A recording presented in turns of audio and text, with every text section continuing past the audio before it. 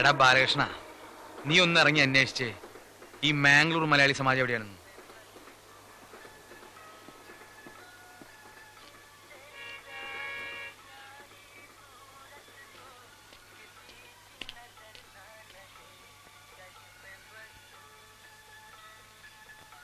ഞാൻ അപ്പോഴേ പറഞ്ഞതാ ഈ ഭാഷ അറിയാൻ വയ്യാത്ത നാട്ടിലൊന്നും നാടകം ബുക്ക് ചെയ്യണ്ടാണ്.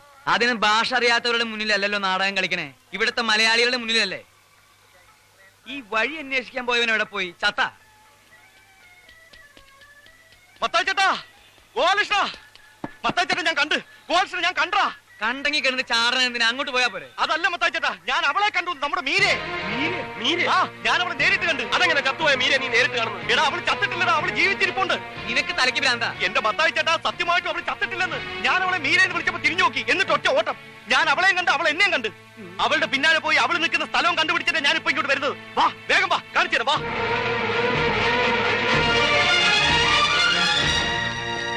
നിൽക്കുന്നു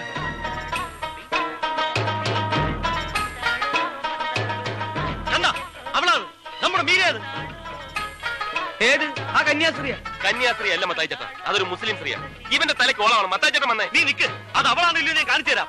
ബാലകൃഷ്ണ, ഞാൻ കണ്ടതല്ലേ, നിങ്ങൾ വാ, ഇങ്ങോട്ട് വാ.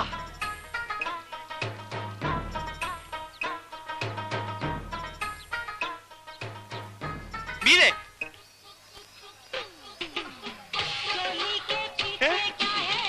सॉरी को छेड़ता है आराम सारे तेरे छोड़ देता भाई मार कोई मार सारे को अरे उस्मान भाई क्या हुआ ബാലകൃഷ്ണ ഓടിക്കോ, ഹിന്ദിക്കാരന്മാർ വളയുണ്ട്, ഓടിക്കോ.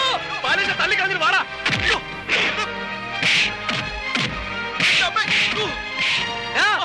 മതിയടാ, പിടിച്ചോണ്ട് വരാൻ.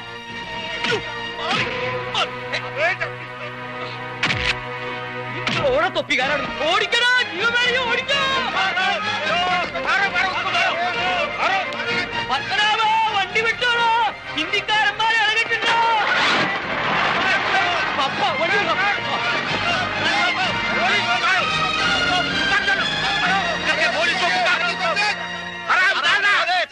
हमारे औरत को छेड़ के इधर से भागने को मिल जाता ना जाने कहां से आया है मद्रासी लोग। औरत लोगों को छेड़ अब्दुल्ला भाई आओ, जानता नहीं काम है।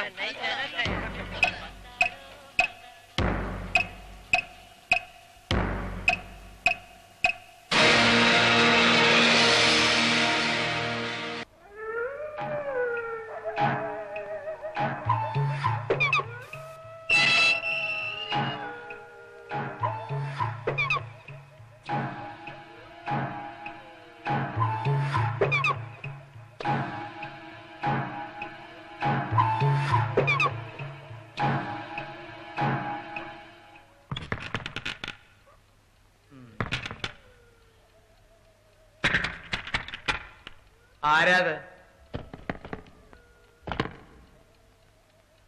ആരാത്? ആരാന്ന്? ആരാന്ന് പറയുന്നതല്ലേ നല്ലത്?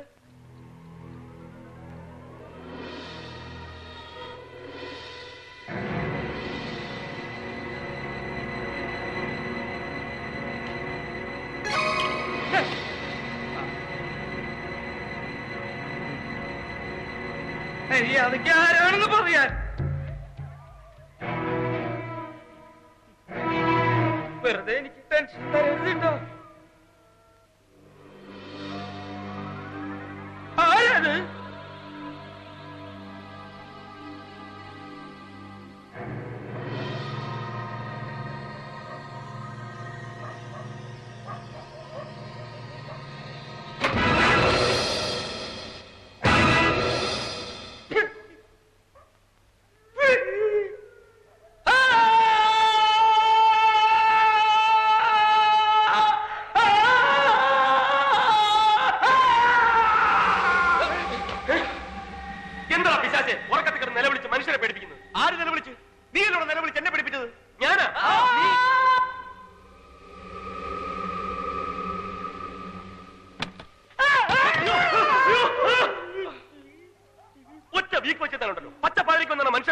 ആരെങ്കിലും കൊല്ലാൻ വന്നോ? ഇങ്ങനെ കാണാൻ ഞങ്ങളുടെ പ്രാണം പോയനല്ലോ.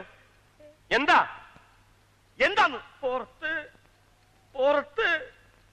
പുറത്ത് വല്ല തേളും കുത്തിയിട്ടുണ്ടാവും. എന്റെ പുറത്തല്ലടാ, വീടിന്റെ പുറത്ത്. വീടിന് പുറത്താ? വീടിന് പുറത്ത് എന്തോന്നു? ആ, ഇതാരായി വാതിൽ തുറന്നിട്ടിരിക്കുന്നത്? പ്രേതം. പ്രേതം? ചത്തുപോയ മീരയുടെ പ്രേതം. ഇയാൾ എന്തൊക്കെയാ പറയുന്നത്? ചത്തുപോയ മീരയുടെ പ്രേതമാ? പ്രേതോ എവിടെ? പ്രേതം എവിടെ? പ്രേതം ഇവിടെ അല്ല, പുറത്ത്. പുറത്തിറങ്ങി നോക്കണം. നീ പോയി നോക്ക്. നിനക്ക് നോക്കിയാ എന്താ പേടിയാ? പേടി ഉണ്ടായിട്ടൊന്നുമില്ല. എനിക്ക് ഈ പ്രേതത്തിലും പിശാചിലും ഒന്നും വിശ്വാസമില്ല. വിശ്വാസമില്ലാത്തൊരു നോക്കിയാൽ കാണൂല. അതാണ് ശാസ്ത്രം. ശാസ്ത്രം അങ്ങോട്ടിറങ്ങി നോക്കണം. പുല്ലേ പേടിത്തൊണ്ടന്മാര് ഇങ്ങോട്ട് വരാൻ.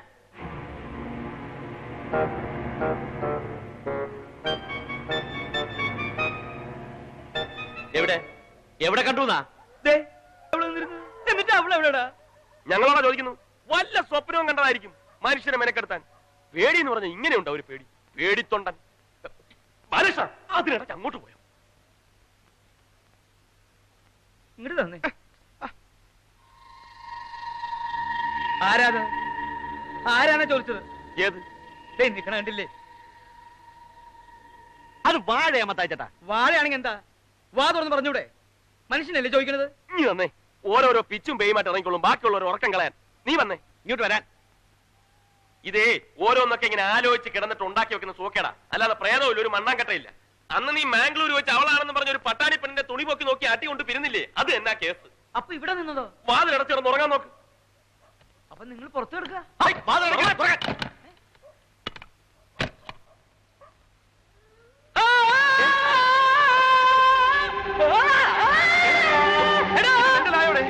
പ്രേതം, അവളുടെ പ്രേതം അതെന്നെ മുറിക്കാൻ തിരിപ്പിട്ട്. പ്രേതോ?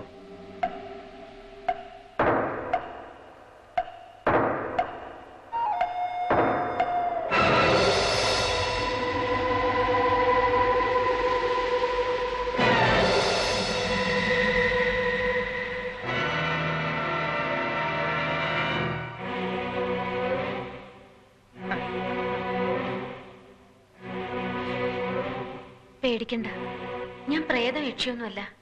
നിങ്ങളൊക്കെ വിചാരിക്കുന്ന പോലെ ഞാൻ മരിച്ചിട്ടുമില്ല. എന്റെ പേര് മീരയെന്നല്ല, മഹേന്ദ്രവർമ്മ എന്റെ ഭർത്താവുമല്ല. പിന്നെ ആരാ നീ? ഞാൻ സ്റ്റെല്ല ഫെർണാണ്ടസ്. അതാണ് എന്റെ യഥാർത്ഥ പേര്. സംശയിക്കണ്ട, ബാലകൃഷ്ണൻ മാംഗ്ലൂർണ്ടതും ഈ എന്നെ തന്നെയാണ്. അവിടെ ഞാൻ സ്റ്റെല്ലയും അല്ല, മീരയും അല്ല, ലൈലയാണ്. ഓരോ നാട്ടില് ഓരോ പേരും ഓരോ വേഷവുമായിരിക്കും എനിക്ക്. നിങ്ങൾ സ്റ്റേജിൽ വേഷം മാറി നാടകം കളിക്കുന്നില്ലേ? അതുപോലെ തന്നെ ജീവിതം മുഴുവൻ മാറി മാറി വേഷം കെട്ടി കളിക്കുന്ന ഒരു ക്രിമിനലാണ് ഞാൻ, ഒരു പെരുങ്കള്ളി.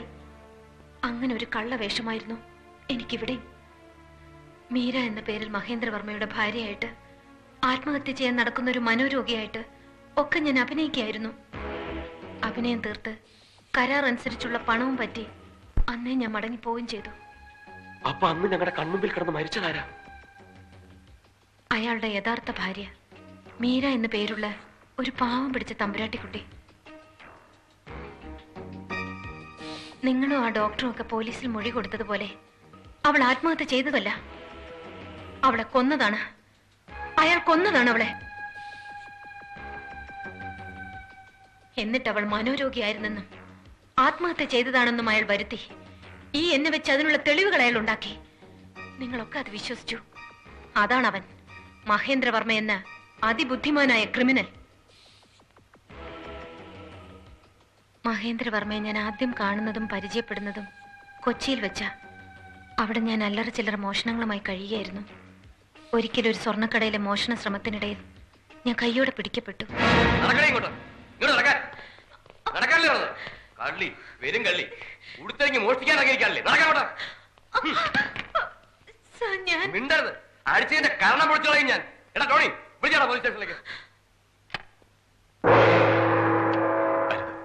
ദയവ് ഇത് പോലീസിനെ അറിയിക്കരുത്. ഹലോ മിസ്റ്റർ, നിങ്ങളാരാ?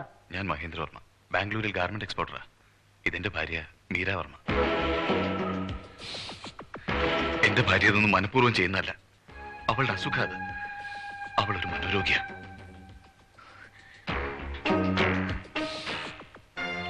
സ്റ്റെല്ല ഇപ്പൊ വിചാരിക്കുന്നുണ്ടാവും ഞാൻ എന്തിനാ സ്റ്റെല്ല എന്റെ ഭാര്യയാണെന്ന് കള്ളം പറഞ്ഞ് അവിടുന്ന് രക്ഷിച്ചത്. എന്തിനാണെന്നല്ലേ പറയാം. സ്റ്റെല്ല എന്തിനാ ഇങ്ങനെ കൊച്ചു കൊച്ചു കളവുകൾ നടത്തി വെറുതെ ജീവിതം പാഴാക്കുന്നത്? കളവ് നടത്തുമ്പോൾ അന്തസ്സായിട്ട് നടത്തണം. ഒറ്റയടിക്ക് ആയുഷ്കാലം മുഴുവൻ ജീവിക്കാനുള്ളത് ഉണ്ടാക്കണം. That's my policy. ഞാൻ പറയുന്നൊരിടത്ത് സ്റ്റെല്ല കുറച്ചു നാൾ താമസിക്കണം. അവിടെ എൻ്റെ ഭാര്യയായിട്ട് മീരാവർമ്മ എന്ന പേരിൽ ഒരു മനോരോഗിയായി സ്റ്റെല്ല അഭിനയിക്കണം. അതിനെത്ര സ്റ്റെല്ലയ്ക്ക് പ്രതിഫലം വേണ്ടെന്ന് വെച്ചാൽ പറഞ്ഞോളൂ. ആവശ്യപ്പെടുന്നത് ഞാൻ തരും. അല്ലെങ്കിൽ സ്റ്റെല്ല ആഗ്രഹിക്കുന്നതിനപ്പുറം ഞാൻ തരും. നേരത്തെ പറഞ്ഞ പോലെ ജീവിതകാലം മുഴുവൻ കഴിയാനുള്ള അത്രയും. സമ്മതമാണെങ്കിൽ ഇത് മുഴുവൻ സ്റ്റെല്ലയ്ക്ക് എടുക്കാം, അഡ്വാൻസ് ആയിട്ട്.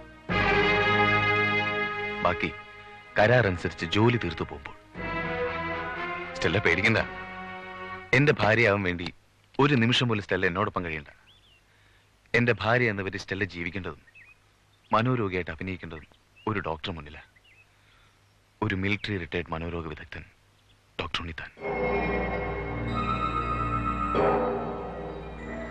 അങ്ങനെ ആ ഡോക്ടറുടെ കാറിന് മുന്നിൽ ചെന്ന് പെടാനും മഹേന്ദ്രവർമ്മയുടെ ഭാര്യയായി മനോരോഗിയായിട്ട് അഭിനയം തുടങ്ങാനും വേണ്ടി ഞാനും മഹേന്ദ്രവർമ്മയും വഴിയരികിൽ കാത്തു നിൽക്കുമ്പോഴാ ഞങ്ങളുടെ കണക്കൂട്ടലുകൾ തെറ്റിച്ചുകൊണ്ട് ഗോപാലകൃഷ്ണന്റെ കാർ ആ ഡോക്ടറുടെ കാറിന് മുന്നിൽ വന്ന് കയറിയത്.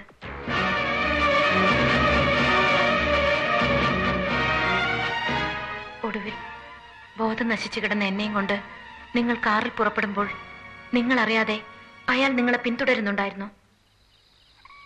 അങ്ങനെ എന്നെ തേടി അയാൾ ഈ ഉർവശി തിയേറ്റേഴ്സിലും വന്നു. നിക്കൂ, ഞാൻ ഉടനെ പുറപ്പെടാം. വേണ്ട, തൽക്കാലം സ്റ്റെല്ല ഇവിടെ തന്നെ കഴിഞ്ഞാൽ മതി. ഒരു കണക്കിന് ബുദ്ധിമാനായ ഡോക്ടറേക്കാൾ വിഡ്ഢികളായി നാടകക്കാരാണ് നമുക്ക് നല്ലത്.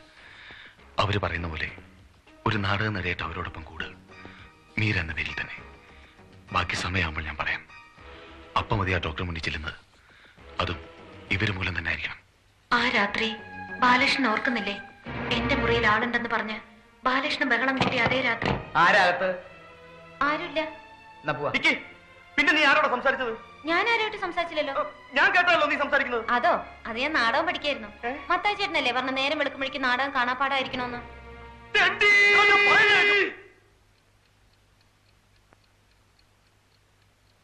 പിന്നീട് ഞാൻ ചെയ്ത ഓരോ കാര്യങ്ങളും അയാളുടെ നിർദ്ദേശം അനുസരിച്ചായിരുന്നു. നിങ്ങളുടെ മുന്നിൽ മുഴു ഭ്രാന്തിയായി അഭിനയിച്ചത്, ഹോസ്പിറ്റലിൽ വെച്ച് രോഗം ഭേദമായതുപോലെ കാണിച്ചത്, പിന്നെ എന്റെ ഭർത്താവാണെന്നും പറഞ്ഞ് അയാളെ വിളിച്ചു വരുത്തിയതും അയാളുടെ കൂടെ പോയതുമെല്ലാം അന്ന് രാത്രി തന്നെ കരാർ അനുസരിച്ചുള്ള മുഴുവൻ പണവും അയാൾ തന്നു. അതും വാങ്ങി പുറപ്പെടും മുമ്പ് എന്നെ കൊണ്ട് അയാൾ ഒരിക്കൽ കൂടി നിങ്ങൾക്ക് ഫോൺ ചെയ്യിച്ചു. ഒന്നും പറയണ്ട. ഗോപാലകൃഷ്ണൻ വന്നില്ലെങ്കിൽ, അരമണിക്കൂറിനുള്ളിൽ വന്നിട്ടില്ലെങ്കിൽ ഞാൻ ചത്തുകളയും. സത്യമായിട്ട് പെട്രോൾ ഒഴിച്ച് തീ വെച്ച് ഞാൻ ചത്തുകളയും.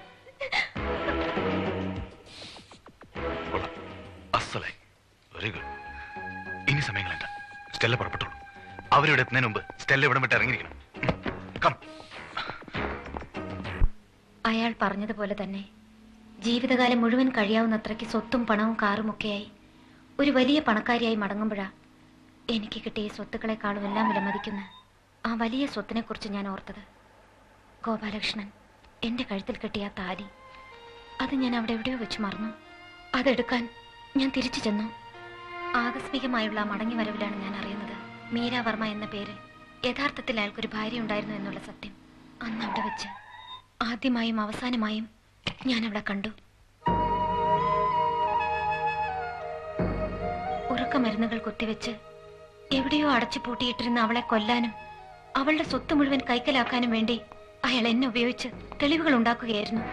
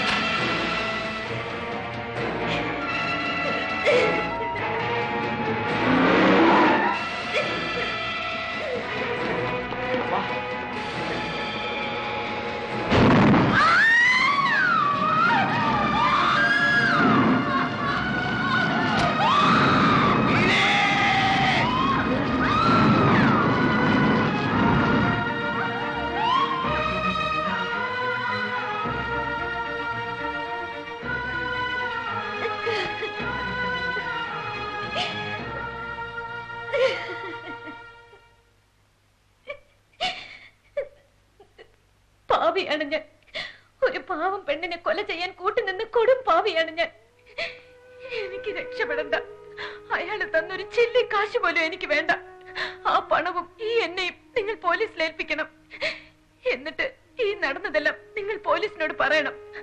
എന്നെ ഉപയോഗിച്ച് നിങ്ങളെയല്ലേ അവൻ സാക്ഷികളാക്കിയത്. ആ നിങ്ങൾ തന്നെ പോലീസിനോട് പറയണം. അതെല്ലാം കള്ളമായിരുന്നു എന്ന് നിങ്ങൾ തന്നെ പറയണം.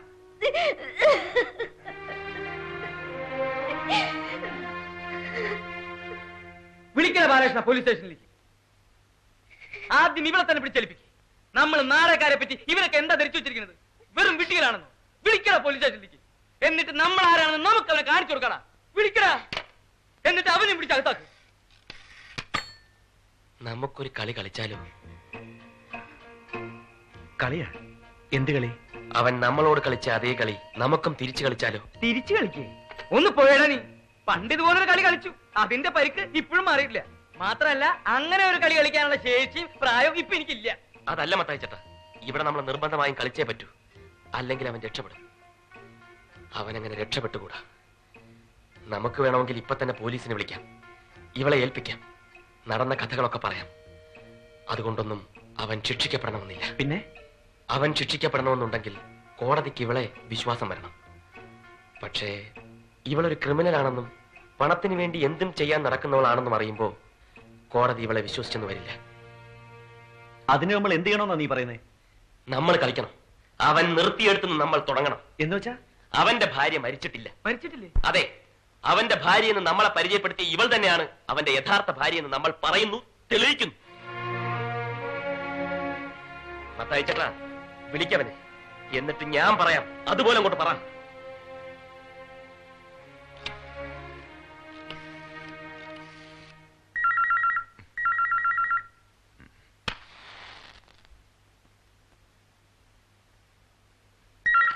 Hello, Mannar Mathai speaking. ആര്? മാന്നാർ മത്തായി സ്പീക്കിംഗ്. മാന്നാർ മത്തായോ? ഏത് മാന്നാർ മത്തായി? ഏതൊക്കെ മാന്നാർ മത്തായിമാരെ താൻ അറിയും? ഓ, നിങ്ങൾ ആ പഴയ നാടകക്കാരനല്ലേ? എന്ത് ഈ പാതിരിക്ക്? കാര്യമുണ്ട്. ചത്തുപോയ നിങ്ങളുടെ ഭാര്യയുടെ പേരിൽ ഒരുപാട് സ്വത്തുക്കൾ ഉണ്ടായിരുന്നല്ലോ, അതൊക്കെ നമ്മുടെ പേരിൽ വന്നോ? ഷാട പൈസ. ദേ, ഒരു കാര്യം ഞാൻ പറഞ്ഞേക്കാം. ആവശ്യമില്ലാത്ത കാര്യങ്ങളിൽ വെറുതെ തലയിടരുത്. ആവശ്യമില്ലാത്തതാണെന്ന് ആരാ പറഞ്ഞത്? ആവശ്യമുള്ള ഒരുത്തൻ ഇവിടെ ഉണ്ട്. ആവശ്യമുള്ള ഒരാൾ ഇവിടെ ഉണ്ട്.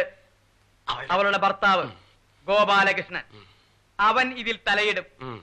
ഞങ്ങളും ചെറുതായിട്ടൊന്ന് തലയിട്ടു. മനസ്സിലായില്ല? മനസ്സിലാക്കി തരാം. നിങ്ങൾ മാത്രല്ല, ഈ ഗോപാലകൃഷ്ണനും അവളുടെ കഴുത്തിൽ താലി കെട്ടിയ ഭർത്താവാ. ചത്തുപോയ ഭാര്യയുടെ സ്വത്തിന് ഇവനും അവകാശമുണ്ട്. അതുകൊണ്ട് പകുതി സ്വത്ത് ഇവനും കിട്ടണം. Stop it. വെറുതെ കിടന്ന് ബഹളം ഉണ്ടാക്കണ്ട. ഇവൻ അവളുടെ ഭർത്താവാണെങ്കിൽ അവളുടെ സ്വത്തിന്റെ പകുതി അണാപ്പൈ ബാക്കിയില്ലാണ്ട് ഇവൻ മേടിച്ചിരിക്കും. Mahendra, good night brother.